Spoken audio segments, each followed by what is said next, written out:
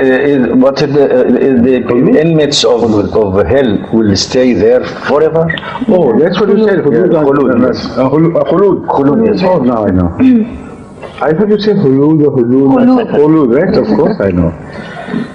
As far as our understanding of the Quran is concerned, fully supported by hadith. The inmates of hell will not live there eternally. A time would come when the hell will be emptied. But the dwellers of heaven would live there everlastingly. So the word khulud, which you used and is also used by the Holy Quran, indicates a very long time. It doesn't mean eternity. That is why the Holy Quran, with reference to the people of the heaven, adds to this expression by saying that this will not come to an end. That is, Jannah will not come to an end. But when it speaks of hell as with khulud, with khalid, the word khalidina fiha, for instance, it does not qualify it by saying that that state will not come to an end. In one pair of verses, the hell is described and the inmates of hell are described as khalidina fiha. In the next verse, Ahl Jannah are described with the same expression of khalidina fiha.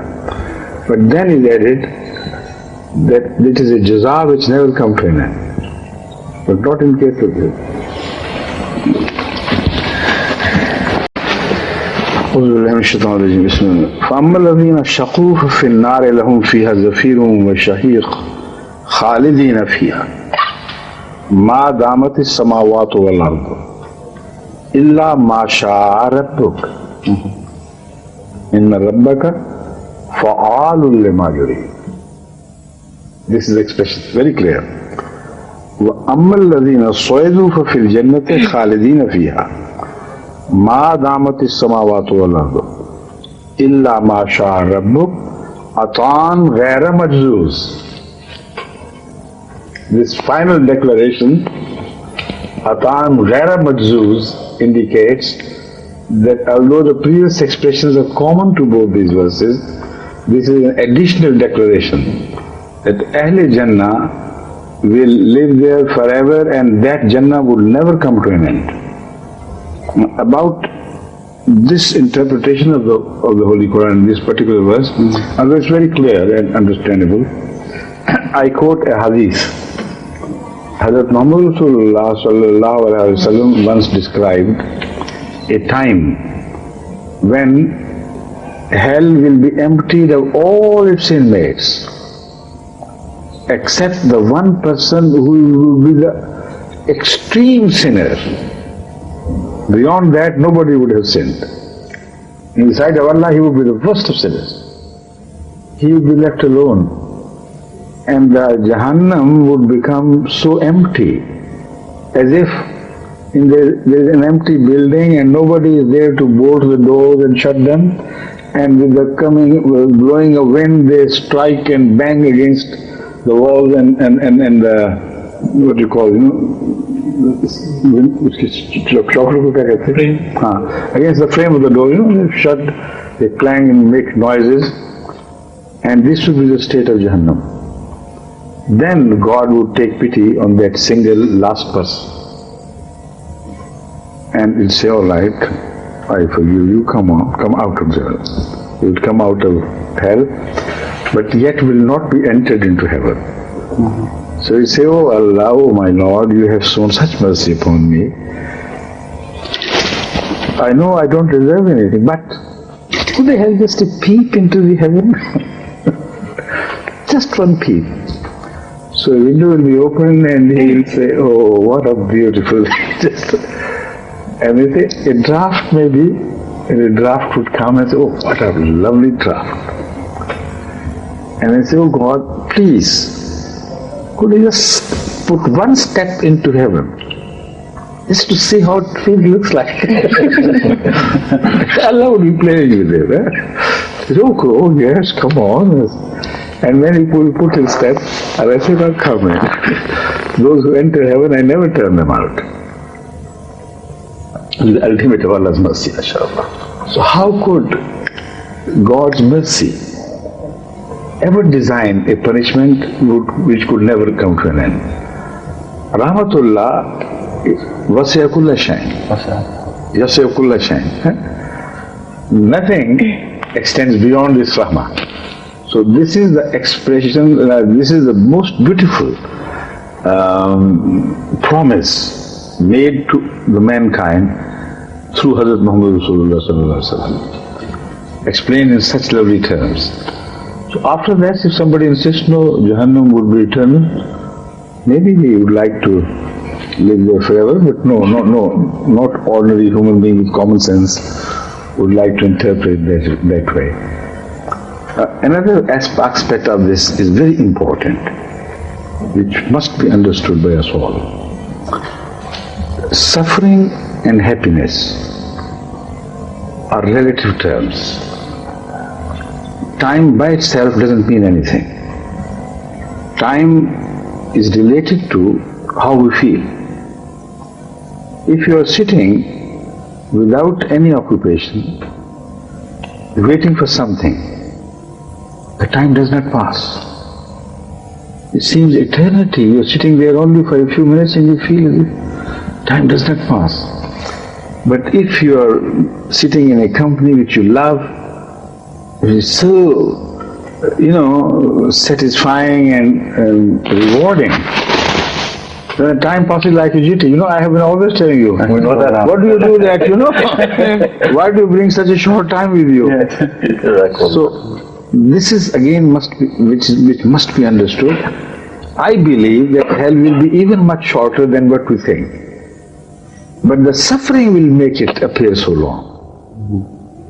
You see? Because the suffering, ordinary suffering makes the day so long, people say, as if I have lived an age in this suffering. But what about the hell? A few seconds spent there would look like eternity. So God expresses these things in sometimes parables, sometimes metaphors, sometimes directly in relation to our human psyche, so that we interpret these things in application to our own psyche and our own feeling, how we feel and how we measure time.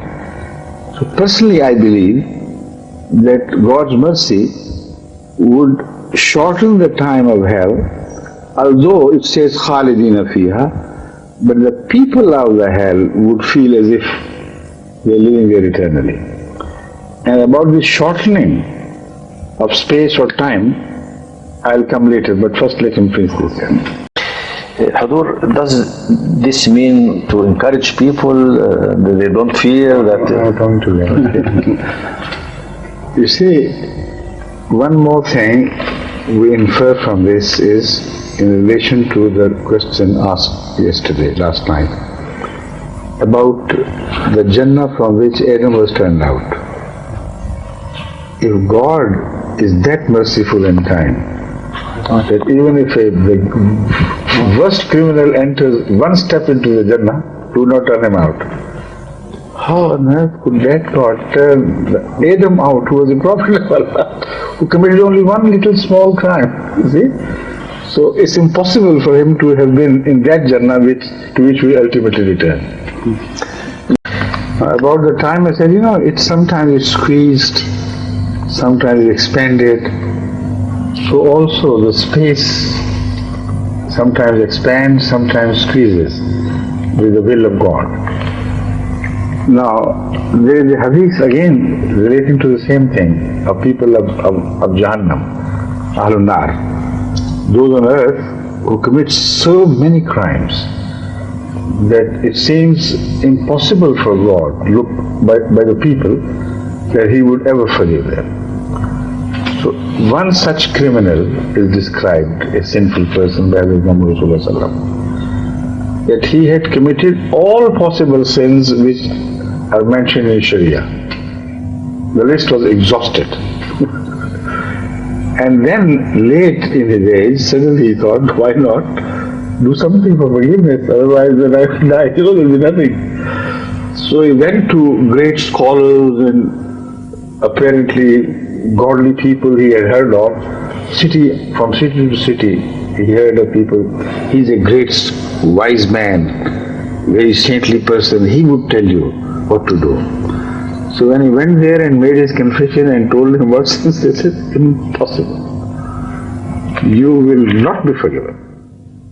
He said, all right, if that is the state, why not murder you? Another one added. So he did away with that. And another town, went to another town, to another holy man. And the same was the response of that holy man. He said, all right, why not another sin? When I passed the point of redemption, when there is no question of my being forgiven, let another small crime be added. So he murdered him. According to this hadith, he did it 99 times. Every time the answer was no. And he said, all right, you go with the people who've gone before you. Then one really saintly man came, the last one, who understood Rama. He told him, look here, the only answer for you lies in hijrah. You do hijrah from the city of sin to the city of goodness. Now this means a metaphorical hijrah. But in the hadith it is shown as if a city of good people was there and a city of bad people was there, to leave the bad people and go to the people of the good of righteousness. So of course then he didn't kill him and started making hijrah from his place of dwelling to the place where ultimately he was to find good people. It so happened, according to this tradition, that death came upon him before he had covered even halfway. That made him extremely worried for himself. So while he was losing his strength rapidly, he started crawling on his knees and on his elbows and trying to inch his way in towards the city. But he could not, and he died. The angels of Allah inquired from Allah, requested to guide them as to how should he be counted, among whom. He had left the city of sin, had not yet reached the city of goodness. Where shall he be counted? Among whom will he be counted? Now the answer was a simple, honest formula. A simple formula is that you measure the distance between the city of evil and the person, then the spot where this person died. And then measure the distance from that spot to the city of goodness. Whichever is shorter, count him among those people. See? So when they started measuring, God started enlarging the space between him and the city of evil. And the measures became, as if the miles became 100 miles each mile, and they became lengthened. And it took them so long, the angels, to finish that measure, because the earth continued to extend itself. And when they reached the other side, it got squeezed. In a matter of a few attempts, the measure was over. So they reported, it's okay, you know that. You know the answer. Now this is Allah's mercy. This is how He finds the excuses to forgive His people, His servants. And how could this God create an everlasting hell? So the time there would also be squeezed, I'm sure. Right? Now, second question you asked. Does this encourage the people? Muhammad sallallahu alaihi wasallam had himself answered this question by indicating that if you look at the mercy of God, it would appear that nobody would ever be sent to hell. But when you look at his grandeur and his might and his majesty, and when one looks on one's sins, then it appears as if none is worthy of forgiveness. So the decision lies between the two extremes, fi awsat, and it depends on the will of Allah entirely. But we know from the Holy Quran, the will is clearly expressed that there will be so many people who will be so unfortunate that even from the hands of such extremely merciful being as God is, they would still not be able to earn the heaven. So there are such unfortunate people. So it doesn't encourage you to crime. It encourages you to take steps before you die in the right direction so that you meet you get the canopy of Allah's mercy. So this is how the Quran leaves the message. No reader of the Quran is encouraged to crime. No reader of the Quran loses hope in Allah's mercy. So this is the most beautiful balance between these two things which we find in the Holy Quran, and that is one of the signs of its perfection. To see, it definitely lies with the will of God. He is the Supreme Master, but there is always wisdom in His acts. It's never arbitrary. So the wisdom of forgiving some and not forgiving the others is mentioned in the Holy Quran and also explained again by way of metaphors and parables by Hazrat Muhammad Rasulullah. The Holy Quran speaks of such people who seek forgiveness of Allah and mend their ways before their evil has completely surrounded them, until death overcomes. Then there is no time for seeking forgiveness. But if you do it before, then there is always a chance, even if very little time is left of your life from death. And this parable of these two cities applies to the age of man. A man may have sinned all his life, and during the last few steps he repents. So because the principle mentioned in the Holy Quran is that before the death overtakes you and before you are surrounded by your evils, your crime, your sins, Allah may forgive you if He so likes. So there is a wisdom in it. And the Holy Prophet ﷺ has explained that wisdom in another way. Allah Ta'ala during the Day of Judgment would beckon a person towards Him, He'd call a man to appear before Him. And He would ask him of his life, the way he spent his life. Now this would be the person who was the extreme criminal who had not been able to seek forgiveness of Allah. And there seemed to be no possibility whatsoever of Allah forgiving him. Now he died in a very special way. He willed to his children that when I die you burn me to ashes in intense fire, then spread my ashes, some to water, some to wind, some to air. They should be spread out all over the world. And that is exactly what they had done. They had done to him. So Allah would invite him to come closer, and as you know, it's a metaphor of course, and say, why did you do it? What was the reason? He said, I was afraid of you. I was afraid of the punishment which I deserve. So I thought that is the only way.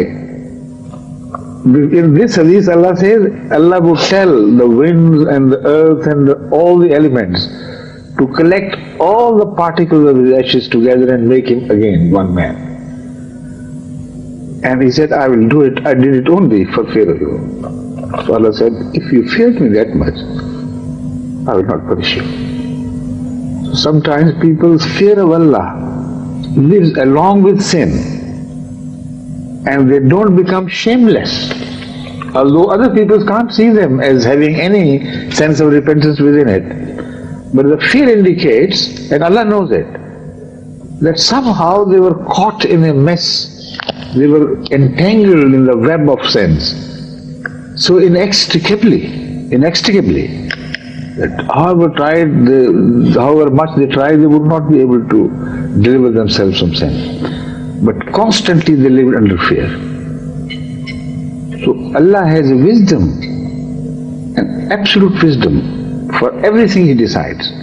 So sometimes the fear of Allah becomes the source of your forgiveness. But you don't know, Allah knows best. The Holy Quran admonishes us, particularly keeping in view this principle of forgiveness and this principle of Allah's mercy, when the Holy Quran tells us, وَلَا تَمُوتُنَّ إِلَّا وَأَنْتُمْ مُسْلِمُونَ. Until death overtakes you, there is time for you to repent, to mend your ways, and to seek forgiveness of Allah. So see to it that you die in a state of submission. Then you're safe. But the beauty of this verse is that nobody knows when the death would overtake him. So if he takes the risk continuously, daring to defy Allah's order, all right, when death would be near, then I'll do it. Death would overtake him like it overtook that man who was migrating from the city of sin to the city of goodness. So all these things are so beautifully explained in the Holy Quran and fully further supported by Hazrat Muhammad Sallallahu Alaihi Wasallam and further explained by Hazrat Muhammad Sallallahu Alaihi Wasallam.